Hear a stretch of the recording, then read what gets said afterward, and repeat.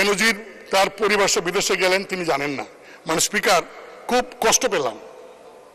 তিনি জানবেন না কেন?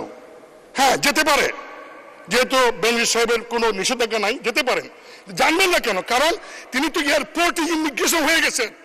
ইমিগ্রেশনে তো কোনো ভিআইপি, আর তখন সারা দেশে আলোচিত বেনজির, তিনি ইমিগ্রেশন দিয়ে গেছেন, আর ইমিগ্রেশন ডিপার্টমেন্ট তার মন্ত্রণালয়কে জানায় নাই, সরকারকে জানায় নাই। যদি না জেনে থাকে তাহলে ইমিগ্রেশনের সমস্ত কনসার্ন কর্মচারীকে সাসপেন্ড করা উচিত।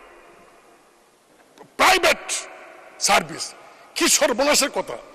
মানুষ স্পিকার, সারা দেশে মানে একটা বিষয়।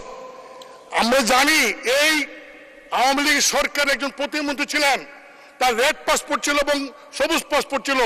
সবুজ পাসপোর্ট দিয়ে সিঙ্গাপুর যাওয়ার কারণে মাননীয় প্রধানমন্ত্রী